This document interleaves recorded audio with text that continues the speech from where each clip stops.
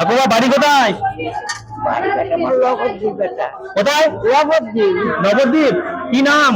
রঙিলা দিদি। রঙিলা বিবি। আচ্ছা, বাড়িতে কে কে আছে? আমার কেউ নাই এটা। ছেলে মেয়ে কেউ নেই? আপনি একাই? এখানে খাই এটা। এখানে কি প্রত্যেকদিনই আসেন? না, আমার প্রতিদিন আসি। আচ্ছা, এখানে আপনার প্রত্যেকদিন কত টাকা পর্যন্ত উঠে? আমি কেন আসি না তো এটা, আমি আসি না এখানে, কত দিচ্ছে আসতে পারি না বাপ, আমি গ্রামে গ্রামে ভাঙি।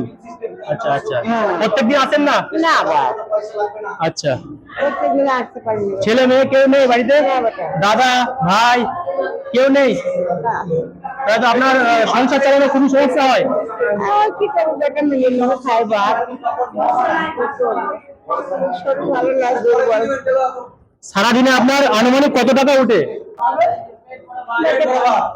আমি গ্রামে যাই বেটা, বেশি তো হয় না বা। তাও কতটা? 300-400-500 টাকা মতো হয়। কত টাকা পর্যন্ত হয়, তাই তো? আচ্ছা, আমাদের তরফ থেকে ছোট্ট উপহার আছে, আপনি কি নিতে চান? কোনো অসুবিধা নেই তো নিলে? না বেটা, আমার কোনো অসুবিধা নেই বাপ, তো তাহলে আমাদের তরফ থেকে ছোট্ট একটা উপহার, ঠিক আছে? কিন্তু উপহারটা দেওয়ার আগে আপনার কাছে একটা শর্ত আমরা রাখতে চাই। আপনি তো বয়স্ক, তো আমরা চাই আপনাকে 2 দিন 3 দিন আপনি রেস্ট নিন, ঠিক আছে?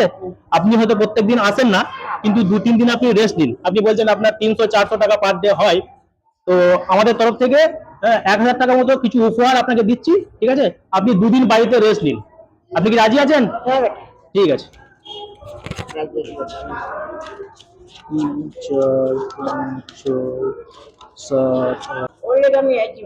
11, 12, 13, 14, 15, 16, 17, 18, 19, 20।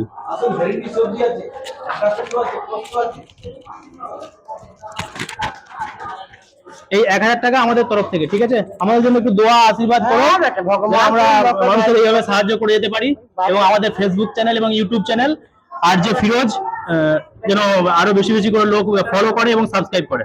হ্যাঁ বেটা, ভগবান। আমরা আজকে এসেছিলাম বর্ধমান বাস স্ট্যান্ড নবাবহাটে, তো হঠাৎ দেখলাম এক বয়স্ক ভদ্র মহিলা মানুষের কাছে হাত পেতে আদায় চাইছে। এই জন্য আমাদের তরফ থেকে ছোট্ট উপহার 1000 টাকার। ভালো থাকবেন।